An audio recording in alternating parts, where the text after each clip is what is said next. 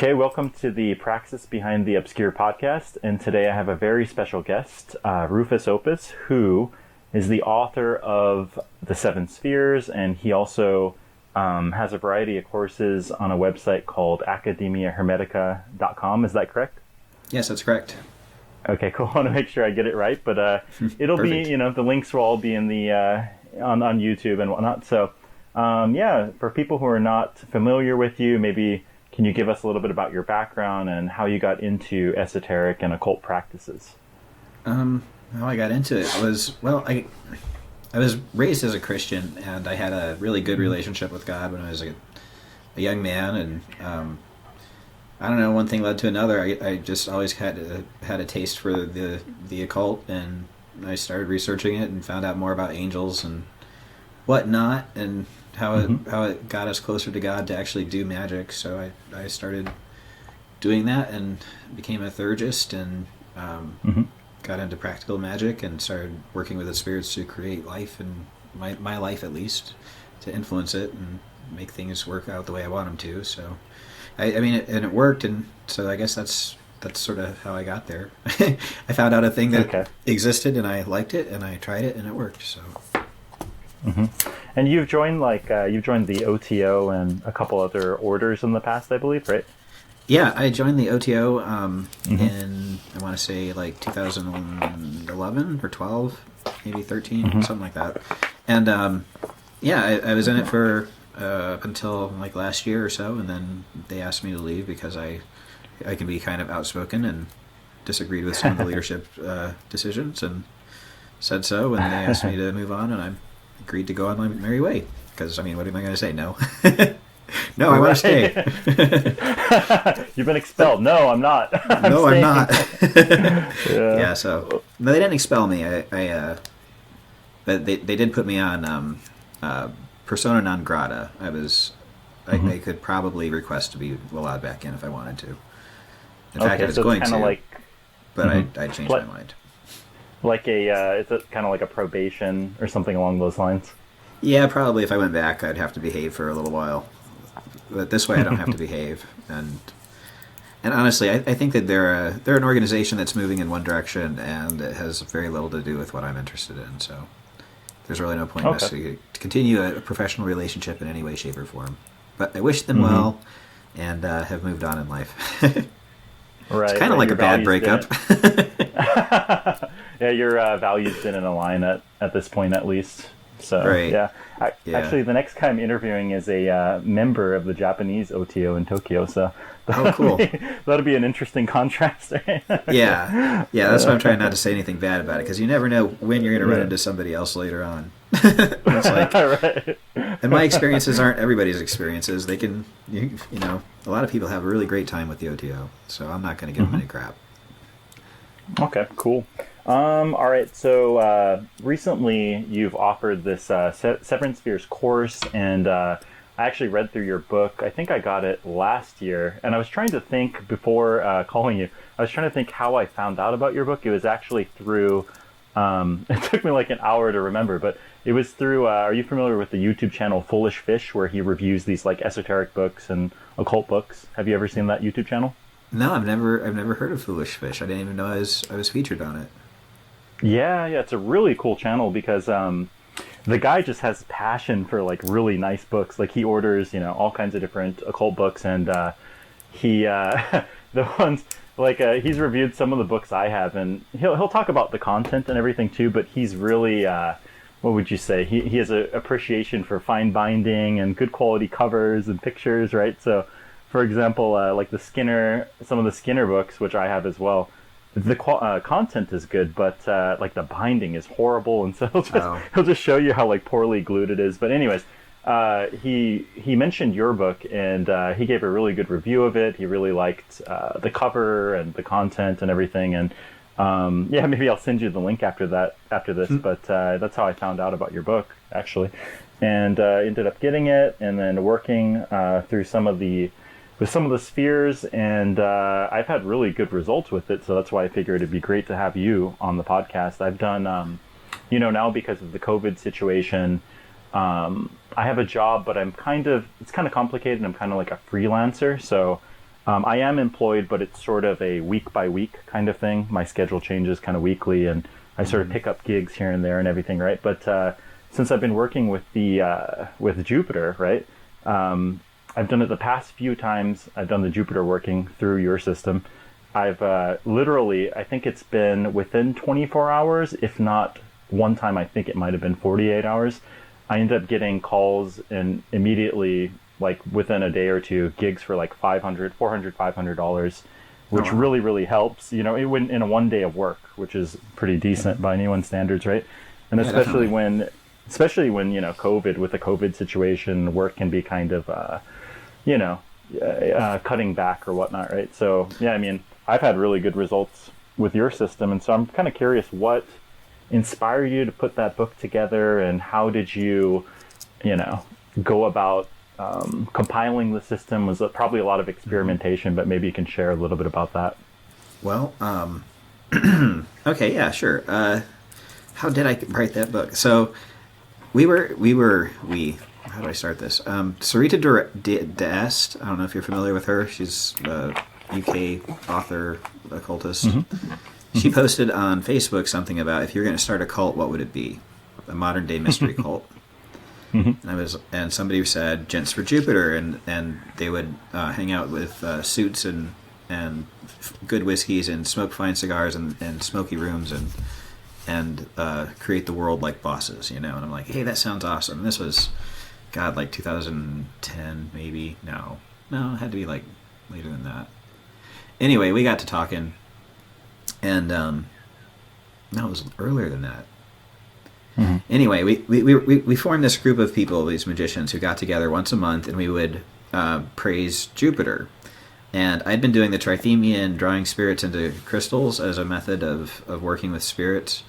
I'd been doing that for a while, and we added in the Orphic hymn to Jupiter as part of our worship of Jupiter, and I put that in as a statement of intent at the end of the conjuration of Tzadkiel one day on a Thursday, and it just kind of felt like someone had turned on the shower, turned on a faucet, and I was poured in this energy of the planet as I put those two things together. And I sort of stumbled on it, like you do all the best things in the occult, and so I put that together for each of the other planets, because the Trithemian system is a planetary magical system that's based on the days of the week, the 7 planets. So I put together the Orphic hymns for each of those planets and put them together into a book, and it became the 7 spheres, and it became an initiatory path.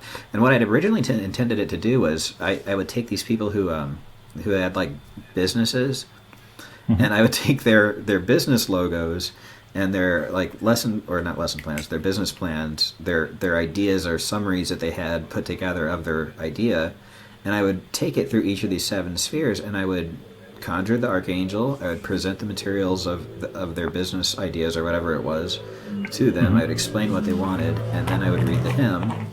I'd thank them and go on to the next sphere, and I'd do that over 7 days, and I called it the business booster rite. And I was charging like $1,200 for that, and people were going from having like an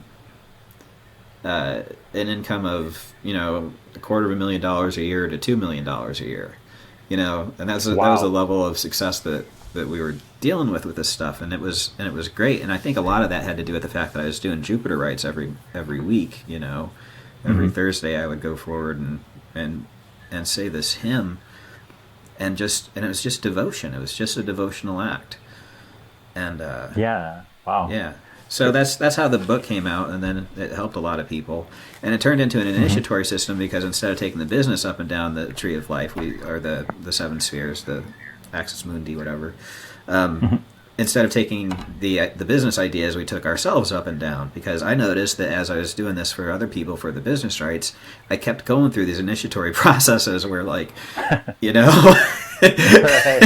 was hard to miss. I'm like being initiated into Mars, and like all these anger issues are coming up, and I'm like, what the hell is going on? I'm like, oh yeah, Tuesday I did the Mars rite, and we started experimenting with having people do it on purpose in order. and it became a thing that actually changed how we looked at things. And and when I say we, it was like me and a couple other magicians here and there. Suzanne Lydia Ills and Theo Huffman and I worked with SOAR ZSD 23 for a while, and that was a neat little cabal. And Jason Miller and I have talked over the years, and more recently I'm talking to like Rob Ryder Hill and a guy in Italy, and and all the lovely women of the occult, that I enjoy their company with. It's I say we, but it's always this group of magicians, because I think it's really important that all this stuff didn't come into being in my own head. You know what I mean? When you ask where it came from, I think it's vitally important to remember that it wasn't Rufus Opus operating in a vacuum that came up with this wonderful idea. It was a series of events that just unfolded in my life as a result of my interactions with other magicians. It definitely was a spiritually conjured thing, but the spirits happened to be in the flesh. Sure. It's a very eclectic kind of process, right? Yeah, exactly. So, all right, cool. I wonder what drew you to the Trithemian model of the art of drawing spirits into crystals, which is interesting because like a lot of the planetary hour and stuff, all those things kind of come from Agrippa, but Trithemius was sort of his mentor, from what I know. Right. And so you kind of went back even further, right? One up or one back, yeah. I did. I was clicking through esotericarchives.com and looking at Agrippa, and I saw that Trithemius was on there, and I was looking for a conjuration methodology that didn't require a lion skin belt. That was a complete system of conjuring spirits that was easy to do, that you could do in a relatively short period of time, and that was authentic to the time period. And who better than Trithemius, who was Agrippa's teacher, as a resource, and that was before I learned that it was actually spurious and it was written by somebody else probably. And it was a simple system, and I liked it, and nobody was using it, and that was interesting because I was in Aaron Leach's Secrets of the Solomonic Grimoires Yahoo group back when we all exchanged information on the internet with emails. But yeah, so nobody on the group had been working with it, and I was asking questions about some of the ambiguous parts of the manuscript that I wasn't familiar with, and that's where I met Jake Stratton Kent and Aaron Leach and a guy named Zadkiel that doesn't really post much online anymore. But they all helped me and guided me along the way, and we developed friendships as we discussed the things that we were finding with the spirits over the years, and it was I don't know, but yeah, basically it was because I was lazy. I was lazy and I was broke. And I grabbed the easiest, cheapest grimoire they had that was authentic to the time period, and I went with that. There you go. And since you were broke, you went to the Jupiter instantly, right? Exactly. You started at the Jupiter Gentlemen's Club. You're like, hey, then. Yeah. Okay, that makes sense. And I took my laziness forward and I applied it to the Goetia, and it works fine with the Goetia. It's the art of drawing spirits. It can be any spirit. So. Okay. Yeah, very interesting. Okay, so currently, what practices? So we kind of talked about like you developing this system and a little bit about the course and work you've done with other people. But I'm curious about your current practices. What do you currently do or practice, and why do you do that? Well, this at the end of the summer and into the fall, I was exposed to COVID, and I was stuck in my. It was a little tiny office, and I was isolated for 2 weeks, and I for years now I've wanted to make the Picatrix 7 Winds mirror. Okay. The mirror of the 7 Winds. It's from Chris Warnock put one together on RenaissanceAstrology.com years and years ago, and he made it look so easy, and I was like, I could do that. And I've been wanting to for years to investigate what the 7 Winds were about, because I know what the archangels are and the governors of the planets and the spirits and intelligences, and I understand about the genius loci and the choirs of angels and all these other things. but what are these winds? Who are these aerial spirits? In the Key of Solomon, it talks about the aleatory on the planetary talismans for the pentagrams for Mercury. I think it's the second. It's the aleatories are commanded by it, and they are spirits of the winds as well. So there, I've got this Arabic system of planetary magic that has 7 winds on it that are supposed to be material entities or influence the material world. And then I've got these the other winds, right? So I just wanted the aleatory, and I wanted to see how they were connected, and kind of like the descriptions of what the aleatory do and what the 7 winds and the Picatrix do for the magician are very similar. It's about exchanging information and protecting things and making things to happen quickly, and moving people around, and communicating, a lot of communication. It's very mercurial, and it's very windy, and it's very neat. But it's also like it makes the winds blow, and that was really weird. Like the day that it was done, I followed the directions, I made this mirror, and I made it out of just a bunch of crap I had in my office at the time. It's not to spec. It says you're supposed to have a burnished mirror and all this stuff, and it's a piece of paper, and I, instead of gilding it, I drew in the right colors of ink and put the names on it where they're supposed to be, and I put some tinfoil behind a hole so I could do some scrying on it, and I mounted it into this picture frame, and I put it together and fumigated it for the 7 days, and on the 7th day I did the little prayer thing and consecrated it, and I looked in it, and I swear to God, it was like looking into almost a 3-dimensional hallucination. This little spot of hallucination right in front of me, and I wouldn't believe this for the life of me. Like 2 weeks ago, I mean, not 2 weeks ago, but 2 weeks before I did it, I never would have believed that was possible. And it was just so intense, and nothing really was moving, and nothing was really there. And I'm not saying that I physically saw anything with my eyeballs, but the spiritual experience of that little talisman was just so incredible that I've been diving into that lately. And I've learned a lot about the winds and what those spirits are. And that's probably, if I have another book in me, that's probably going to be the next one I write. Yeah, I was going to say, that sounds like an interesting book, especially if you're journaling, your experimentation and the process and what you're doing.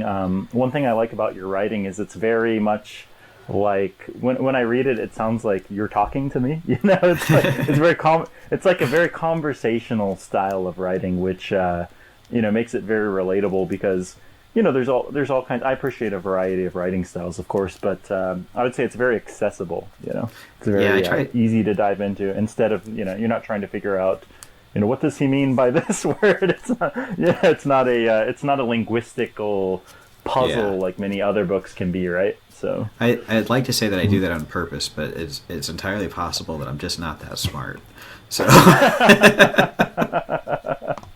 I mean, I can retain information, but that doesn't mean I know what to do with it. So boy, it's written to people like me who can actually process the information, and I don't know, it makes it more practical in a way for honestly, I write it the way a wider audience, I would say. I definitely write it the way I'd want to read it. So that's my only goal is if I like it when I'm done, then I'm happy. So yeah. Okay.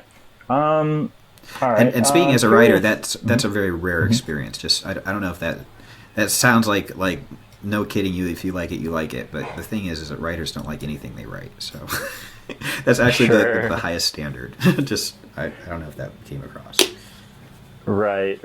You read back and you're like, I should have changed this. I mean, there's always, you can edit forever, right? Like you can go back and that's why some books have like how many editions and how many. You read a book and it's like 5 forwards from the forward of 2017 and the forward 2012. And then you read mine and it's it's got like copy paste of Mercury in every chapter of every planet. That's how bad the typos are. So anyway. The number of times I've had to say, no, it's not really Mercury. No, it's not really. You just replace that with the real planet. Yeah, it's a copy paste error. Yeah, that's pretty More funny. than one. Okay, this is a totally different type of question, but I think I listened to a couple of your other podcasts when you were on some other different podcasts, and I'm curious, what, in your opinion or in your experience, perhaps, what would you say are like the top indicators that someone has had knowledge and conversation with the holy guardian angel? What has been your experience with that, or what has been your conclusion on maybe some signs or some indicators, perhaps? Yeah, there's a smell that when you smell it, you say, what is it? "Blessed is the day of the Lord" is how they explain it in Opera Melon. But it's very much like a smell. It's this sensation that you get if you've ever smelled a pregnant lady's breath. You know, like that hormonal spiciness. It's like that, but it's kind of also mixed with something really sweet. Like for me, it was blue raspberry.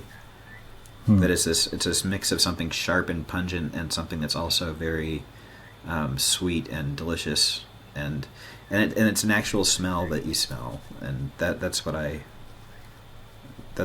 the only like real tangible thing that we all seem to have in common. Okay. So I mean, Interesting that's like the weirdest part, but I mean, you can usually tell just by talking to someone for a little while where they're at with it. But there's a lot of social cues and inside jokes that people get who have done it that contribute to all that. But the only real like objective way to tell, I think, is asking them to describe the smell, or ask them if there is a smell, or it's weird. So Okay, that's interesting. Very interesting. Okay. is that the way you had in mind, or were you asking about a different aspect of it? Because I mean, there's so many ways to answer that, and that's the only like objective thing, and it's so dumb. It's like, oh, there's a smell. You know, you can smell the spirit on them, and you know, it's like really Right. Right. But Abraham of Worms is, wrote that. It's not my fault. Right. Well, when you mentioned like a blueberry smell, the first thing I was thinking is like, what about somebody who lives next to an IHOP that they're serving blueberry pancakes? He's just like, oh, I think I completed it. I think I'm there. Well, and how much of that was just because, you know, I got KNCHGA on my couch when my kids were like 3 and 4, and I'm always afraid that I'm going to find out that they had a blueberry lollipop in the couch somewhere, and I just didn't know about it. That's pretty funny. Okay. All right. So yeah, what are some like? So we kind of mentioned that you're working with the Picatrix and everything, but you also have. It's been maybe. When did you launch Academia Hermetica? It's been pretty recent, like a month ago, maybe, yeah, perhaps. About a month ago. Yeah, it's supposed to be like a. What I wanted to do when I put it together was create a open mic sort of place where people like myself who have something to teach or something to share that they think is interesting can get together and share it with the community. But so many of our like, it's really popular right now in the occult community to have to be part of these classes because everybody's hungry for more knowledge, and we really appreciate. We have this whole group of people that can teach very practical methodologies that, like, when I was first getting into the occult, we didn't have anybody like we have today, like Jason Miller and Jack Grail. The Blackthorn School of teachers are great. I'm working with a handful of other people that are also great teachers. You know, and there's just so many good resources available from people who do the magic, and you've seen it work in their lives. They've transformed themselves from something that they didn't used to be into something that's more pure and more effective and more efficient. You know, you can see that the work has had a result in their lives, and they're all standing around ready to just share their wisdom or their experiences or their steps along the way that they've taken, and it's really cool. It's not like I believe that based on this Kabbalistic interpretation of Odin that Lu is also Helios, and it's not, you know, it's not tables of correspondences magic. It's right. I set this spell from the Greek magical papyri, and these two people hate each other now. And it's not, it's there's no judgment, there's no moral values or anything, but it's just, hey, look at this neat thing that I can do. And it's, you can do it too, just here's how. And it's just this Right. sharing of information that I really want to see happen at Academia Hermetica over time. But pretty much everything is Hermetic that we study in the Western mystery traditions. It's either directly Hermetic or 2 or 3 degrees away from it. So that's why I picked Academia Hermetica as the name, the academic branch of Hermetics. But so far it's just currently, me. Yeah, you're planning on recruiting some other friends of yours or other practitioners or whatnot, right? Yeah, I've got dozens of people lined up. And everybody has a story to tell, and everybody has something to share. And, I mean, you know how you said that it's easy to read my writing? It's easy to talk to me, too, apparently. And people, I don't know, people like to talk to me about things, and I have a lot of really cool friends. And they share things with me that they don't necessarily think are that important or valuable. I have a reputation in the community as being some kind of cheerleader for people, and I think it's that people don't appreciate what they bring to the table. And I point out how cool something is that somebody does, and they're like, "Oh, it's not that great." And I'm like, "No, seriously, it's that cool." And then I tell other people about it, and then the people realize, "Oh my God, I actually do something that's really cool," And there's I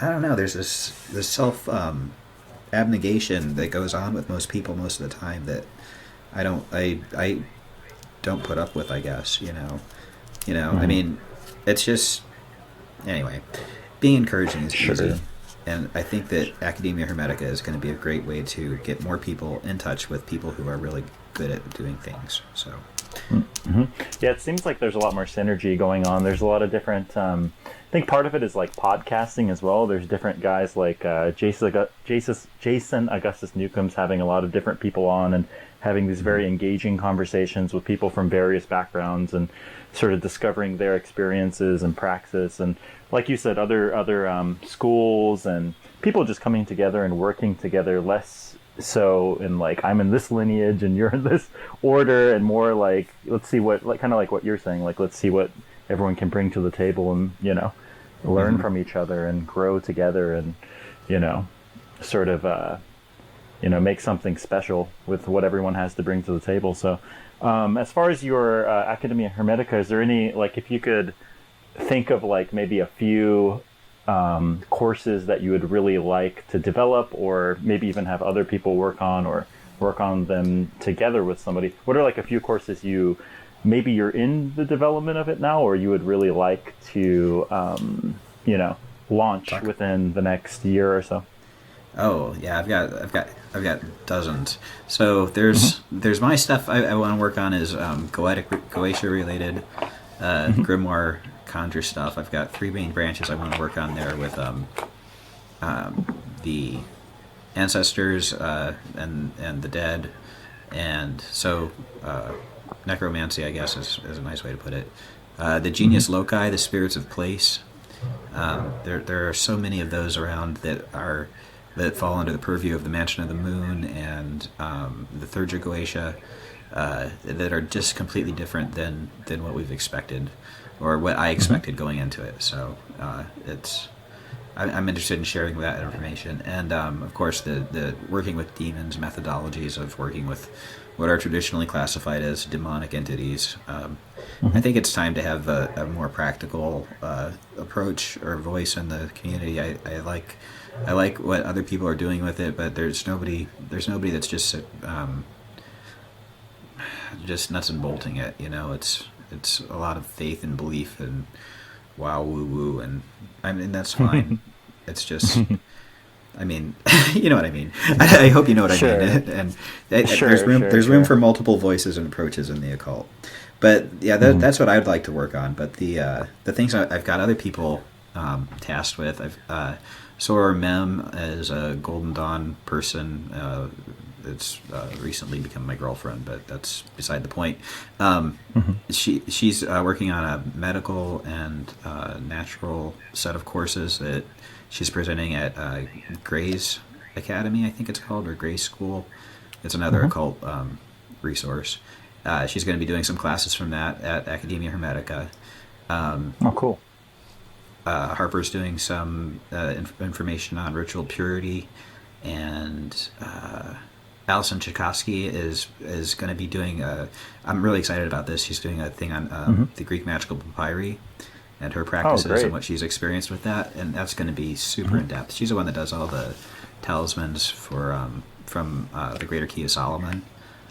I'm sharing her stuff all the time online, but she's really amazing with her effectiveness at magic. So she's agreed to do a class. Sarah Mastros is on my list of people to get to present, and I don't know. I've got lots of people, but over the next year, I'd like to spread out get as many people speaking as possible, get as many voices heard as I can. Big names, small names, all names, no names. Awesome. Do you have like an email list, or how should people follow you? Should they look it up on Facebook, or is there something they can sign up for to sort of keep up to date with the latest stuff? Yeah, if you go to academiahermetica.com, the main page has a sign up for a newsletter, and we just haven't started doing anything with it yet. And Academia Hermetica is not just me; it's me and I want to say at least 2 or 3 other people that work really closely together on this, and it's not any effectiveness that I have that's good. I'm totally going to share all the credit then, but if it fails, I don't want to name names. So right. Well, if it's successful, it's just you. If it fails, it was that guy and this guy. No, it's not. It's the other way around. That jerk in IT. Oh, okay. Okay. Well, that's good. No. More accountability, right? These are people I like. So. Right. Okay. Cool. All right. Yeah. Well, I really enjoyed the conversation, and looking forward to the next stuff you're putting out. I'm really curious about that Picatrix stuff you're talking about. That really grabbed my attention. So. Yeah, it's very exciting. It definitely makes the arm hairs stand up just thinking about it. So. Okay. Cool. Well, thanks for joining, and until.